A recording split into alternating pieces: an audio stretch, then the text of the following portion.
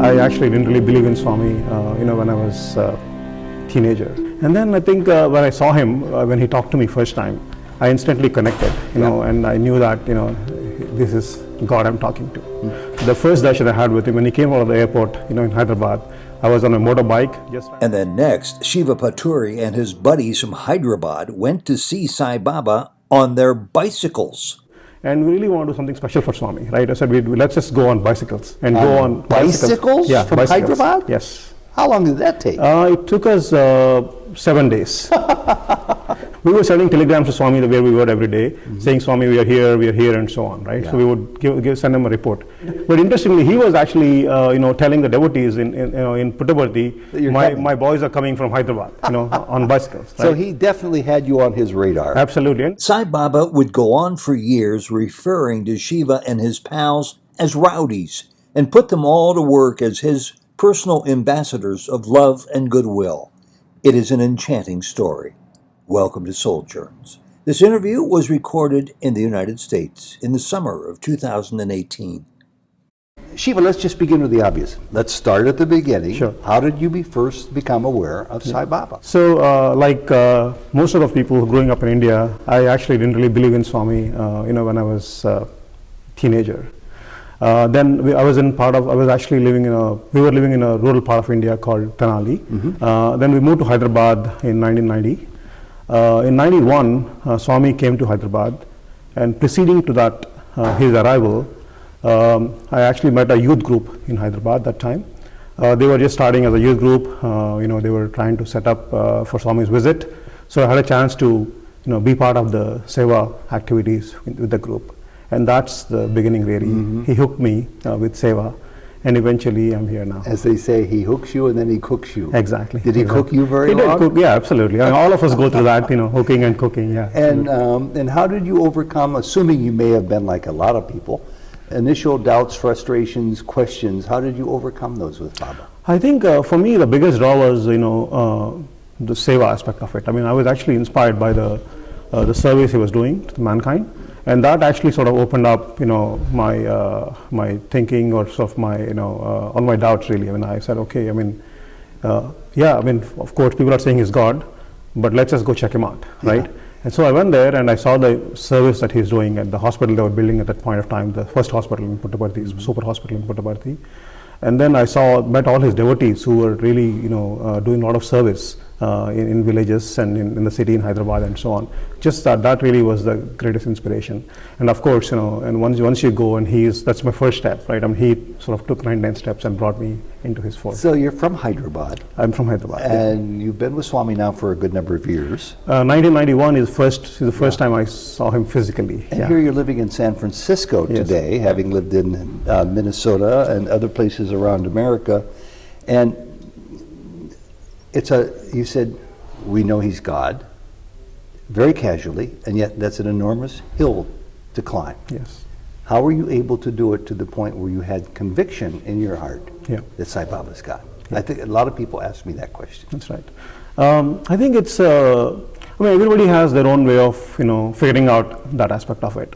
To me, I think, like I said, when I saw him first, I somehow instantly knew that he's different. He's not, an ordinary individual, right? That was the first, experience that I had when I saw him first. And then, before he talked to me and so on, I think talking to his devotees, the experiences that they shared with me as their experiences, were really surreal. I think, I just couldn't believe that, it could happen, right? And really that's my second step, right? Yeah. And then I think when I saw him, when he talked to me first time, I instantly connected, and I knew that, this is God I'm talking to, right? So that's really how my journey sort of happened. And did you have many opportunities to actually attend darshan with him? Have you ever met him? Has he ever invited you in for an interview? Yes. Yes. Tell me more. Yeah.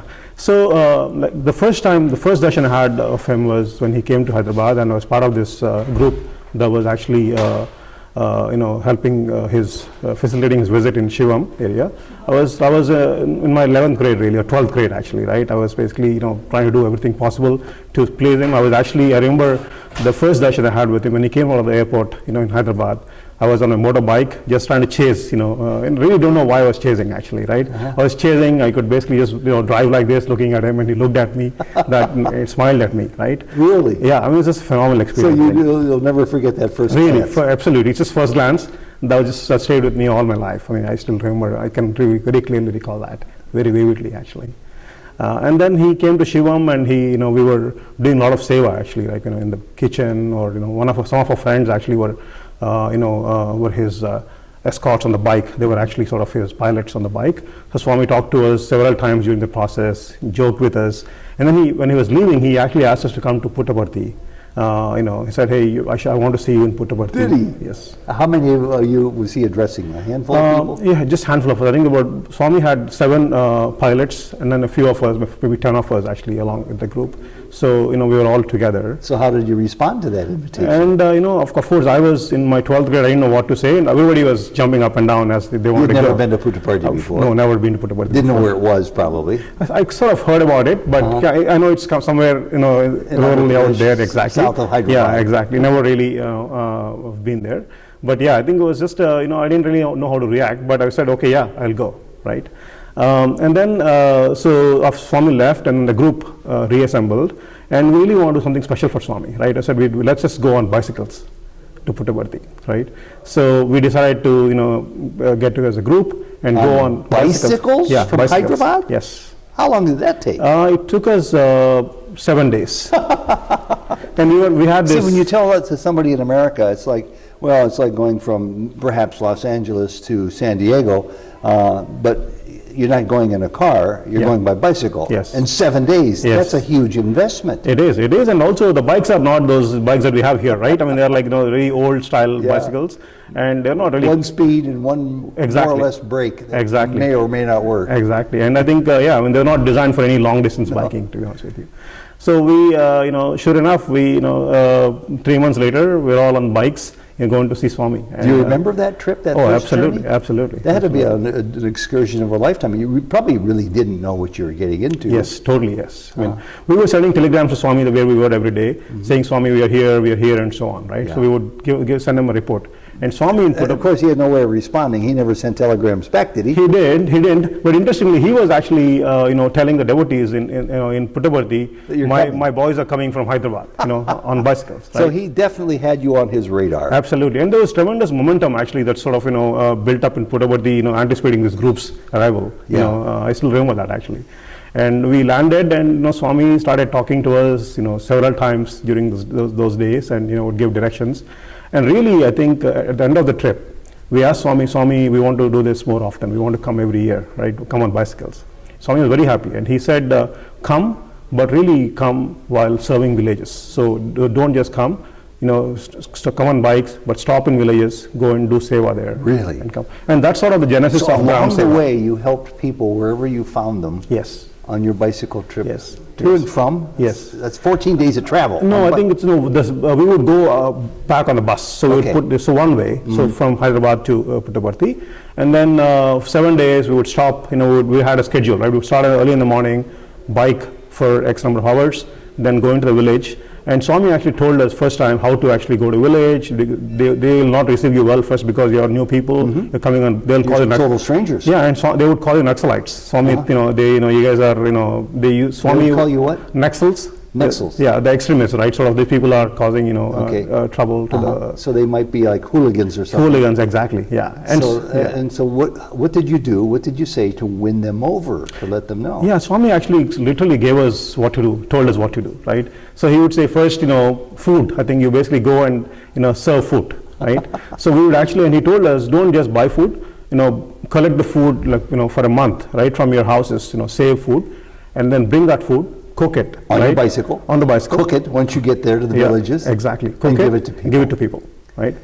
This is an amazing story. On one hand, it's a fairly simple story. It is. Very direct. On the other hand, I've never heard anything quite like this before. You meet with Baba once. He gives you a smile when you're on your bicycle, and then he invites you to come, and then you go on 7-day riding your bicycle to get to Puttaparthi from Hyderabad. I've taken the train. Yes. I know how far it is. It's a major trip. Yes. And he's inviting you to come back to serve people along the way. Yes. That's wonderful. Yeah. Tell me more. So this was sort of the, I would say he set up Gram Seva this way. So he told us exactly what to do, right? And then he said, and we had some doctors in our group also. So he would say, okay, you serve food, now you conduct a medical camp, right, in the villages. Well, right? now you build a house for people and Yeah. open a hospital for Exactly, people. exactly. And then he'd say, while treating them with basic ailments, we would carry medicines, and there were doctors in the group seeing the folks in the village, talk to them about how they're doing, what they need, right? What they need, right? And did people learn to trust you right away once they saw that you were Yes. coming with genuine offers of help for them? Correct, correct. How did it make you feel? Honestly, I think it was very special for sure, but really we were all inspired because it was, if we just go on our own, it won't happen. Yeah, absolutely. I mean, this is all they would call us Sai Baba people Yeah. coming and doing this for us. What are you here to extract from us? Exactly, Yeah. exactly. I mean, I think once they heard that we're actually there to just serve them, right? They would just open up their houses and then really I think eventually, right, over the next few years, this became like a big event for them. Actually, they would all look forward to this time of the year where we would go and they would have programs already set up for us. We'd go and we would actually stay the whole day, and they would only bike early in the morning or late in the night, right, and then just focus on spending time with the villagers. That actually sounds like, regardless of what kind of an experience any devotee would have once they get in the divine presence at Prashanti Nilayam, this sounds like something that certainly matches almost anything that can provide, and I have to be careful because nothing can match being in the divine presence with Yes. Baba. But this is an enormously important way to round out your view of what he expects of all of us. Yes. Love all, serve all. Yes. Selfless service. Yes. Help ever, hurt never. All of them, absolutely. I think it's very simple, right? I mean, and he told us in a very simple way of actually, he didn't really make it complex, right? He said, hey, do these 4 things, right? That's it. Well, give me the year this may have taken place. This happened in 1992. So he wasn't that young then. Yes, he wasn't. He sounds very energetic and like he was able to talk to you on your level, on your terms, and Yes. you would understand the implication of his message. And in a way, it's asking a whole lot. It's asking young men to not only make a 7-day trip on your bicycle from one major city into the interior, but to help as you go along. Yes. Did you make any friends along the way? We would actually, like 2 years down the line, right? Mm-hmm. The samitis, local samitis would invite us, right? And then, we would meet them and we would stay at their houses. Initially, we were staying on wherever we could, right? Yeah. So 2 years down the line, the local centers would, invite us, we would go there, spend time with them.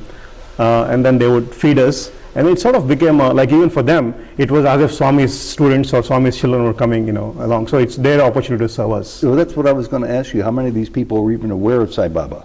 So they weren't actually aware of Swami at that point, right? Later, of course, through us, they came to know Swami because they asked us, why are you here? Because they were all used to politicians coming and then sort of doing work for Sure, them, exactly. for votes, for them, to be in office. Everybody had an ulterior Exactly, motive. exactly. And they were like, what, why are you here? And we would tell us, hey, we are here because Swami sent us, Yeah.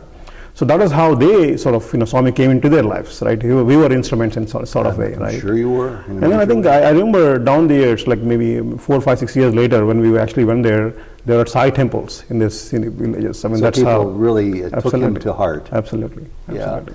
So back at Prashanti Nilayam, about how many times did you ever find yourself going there? So I mean, I've been from '91. I've been at least 3-4 times a year, several times.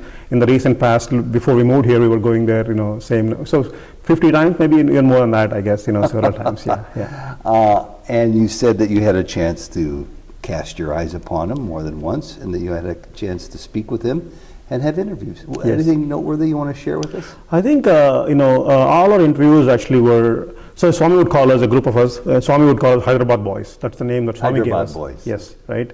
And then he would call us all kinds of fine names. He would call us Naxals, rowdies, and so on, right? And Swami would tell us, hey, people are thinking you're all rowdies driving on bicycles, or He even. did that for a lot of American Yes. boys who were there initially too. Yes. Back in the 70s and Yes. 60s even. Yes. Yeah. And then Swami would tell us directly how do you, it's our interviews are all nothing personal actually. He would talk us about, just because we're all young, we were actually, starting from maybe 17 years old, 17 to 30, that's the group that we were sort of, right? And Swami would tell us really, how to, sort of progress spiritually through service. That was the path he gave us, really, right?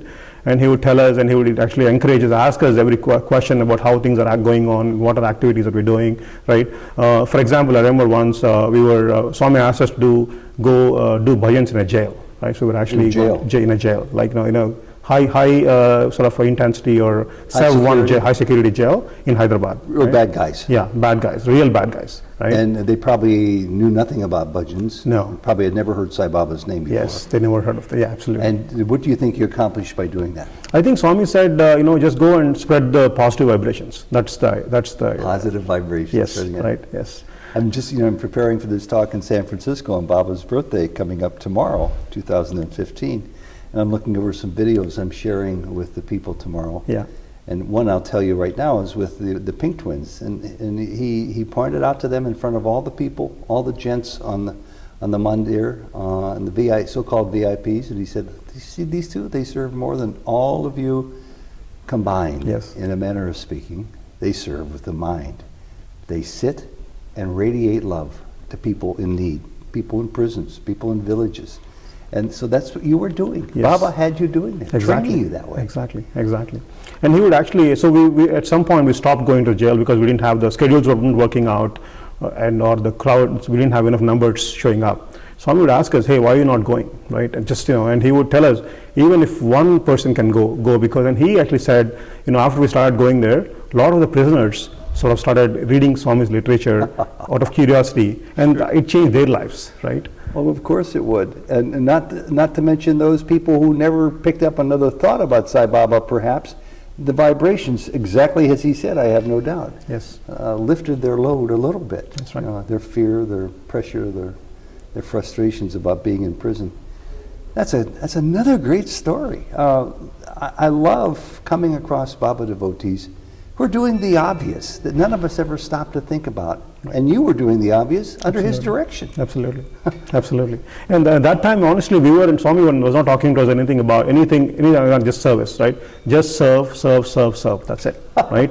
And things well, you had to serve yourself. You had to make a living. You had to provide for yourself. Yes. Did he factor that in too? Actually, I think this is kind of funny, right? A lot of the brothers who were sort of elder to me that time, they had jobs, and they would actually, they would happily quit their jobs and come, right? Yeah. And Swami would tell them, hey, why are you doing this? Swami said, Swami, you are there, you will take care of us. No, we don't need to worry about it, right? And sure enough, Swami took care of all of them. In fact, all of them are really doing well now, right? Over the last several years. And some of the friends that I know Yes. from my Cleveland days, Sai Monicum and Yes. Chakris. And, Chakri, yeah. So you keep in touch with these people? All the time, yes. Are most of them in India, or do they come to America and go other places? They are here, and some of them are in India, some of them are in America. And a major misconception from those people who are born and raised in America, when they see people coming from other countries, it's easy to mistake that these people are coming for the best that America has to offer, and who would ever fault them for that? That's great. That's their right to do. But you turn it around, because that's what Sai organization around the world is all about, Yes. helping others. Yes. And I know the many ways in which you do that here Yes. too. But I want to get back to maybe one more story or experience about your time with Baba in Prashanti. What was it like to be in an interview with him, or to be close where he was able to really connect one-to-one with individuals? Yeah. So my first interview, when he called us, maybe about 20 of us were in a room, a small room. You know how the room is very small. He could fit all that people. Yeah, and there are more people, obviously. Somehow it just seemed like all the time it could take, all the Swami would say, how many? And you would say, Swami, 20 people or 15 people. He would say, oh, too big a group. But he would call you, but it seemed like there's place for plenty of people. I don't know how the room expanded, I guess. Believe me, I know, it's a small room. So once I was sitting, my first time, I was sitting in a corner, way at the back, because I was very scared, actually, right? Although, I've been inspired by this, God. First time I was there, I was sort of sitting in a corner, right in the back, actually, right? And really, yes, and I didn't know what someone would ask me. Just kind of afraid, right, to sort of, look at him in the eye, because maybe I did some bad things in the past. I don't know, right? So sitting there, and Swami would talk to all of us, and look at all of us. And one time, and that time actually, my dad wasn't doing well. His health wasn't, not in a good shape. He had a heart attack, actually.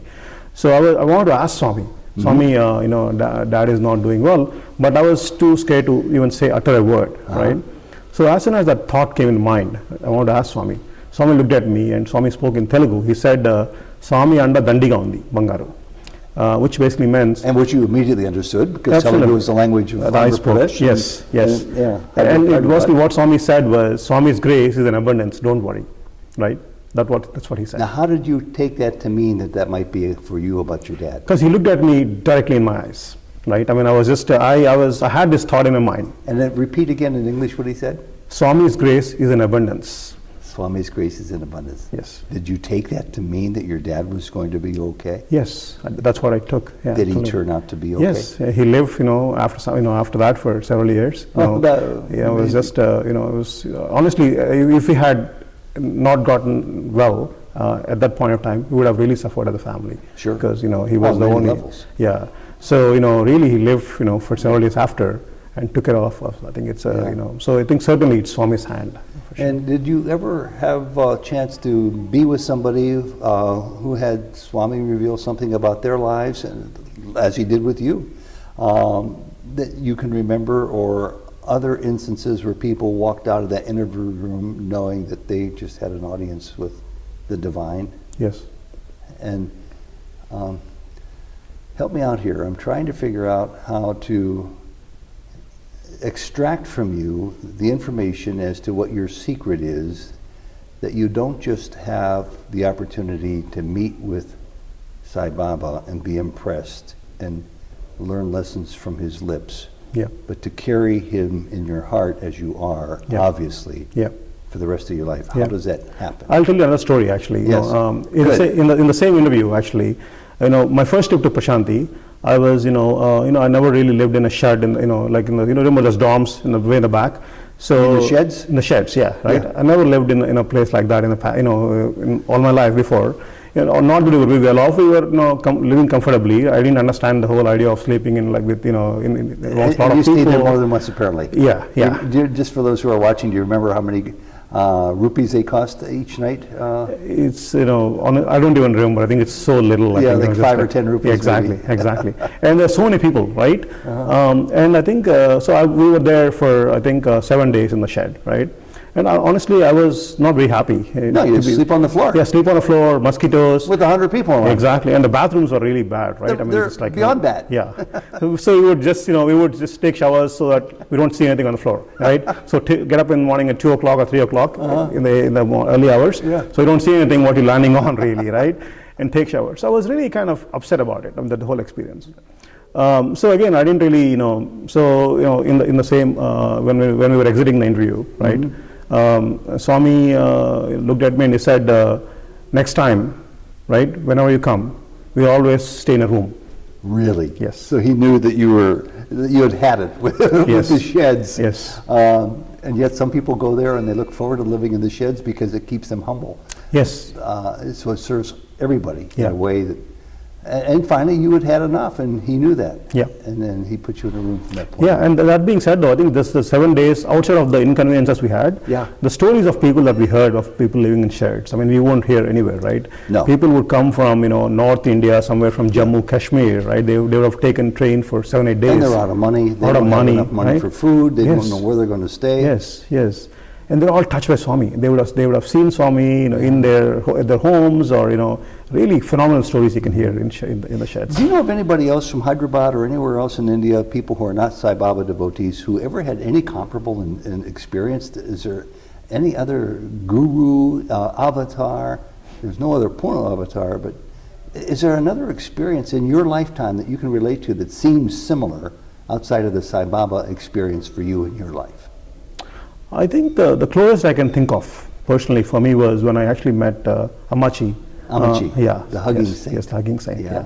She comes here a lot. She comes here a lot. In fact, I think she must be here this weekend. Oh, in in San Francisco? In San Ramon. In San Ramon. In San Ramon, Yeah, that's yeah. in San Diego County? Yeah. No, it's No, right here. It's right here, yeah. Yeah, it's right here. Isn't that a coincidence? Yeah, it is. a coincidence, Yes, yeah. yes. So she is that also? Certainly, I think I had experienced a lot of joy when I met Sure. her and she hugged me. And perpetually smiling Yes, and loving. yes, and and sometimes you just don't even know why you're crying. Just tears roll out. Well, isn't that an example of what Baba preached to you about just go and sing bhajans, and even though they've never heard of his name or know why you're there, you'll be radiating love and light? Yes, absolutely. Yeah.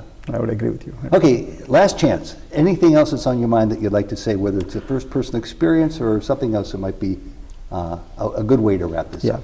I think, Ted, I would say one thing though. I think although I personally felt, so if I think about all the years that I spent time with Swami, right, in his physical presence, and the times that he talked to us, sort of seen us several times and so on.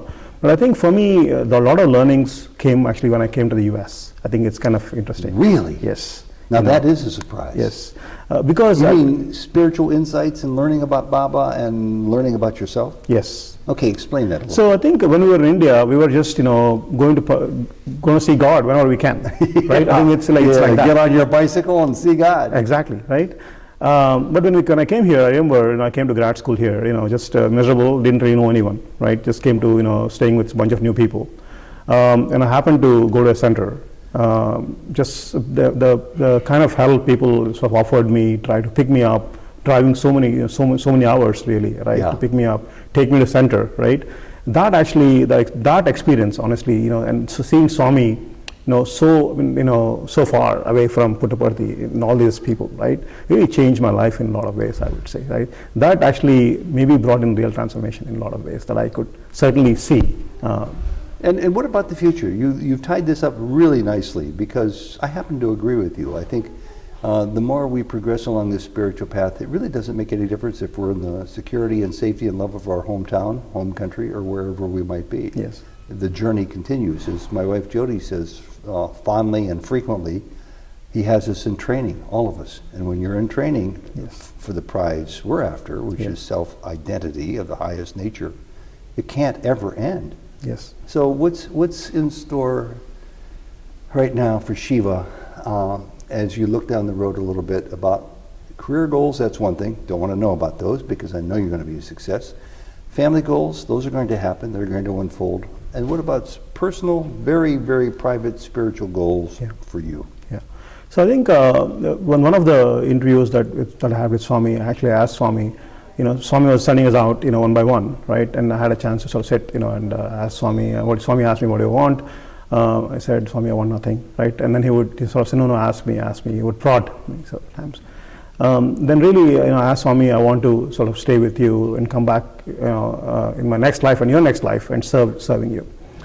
And honestly, I didn't even know what really I meant. It just came to me, right? And Swami looked at me in the eye and he said, this is it, Bangaru, right? This is it for you, right?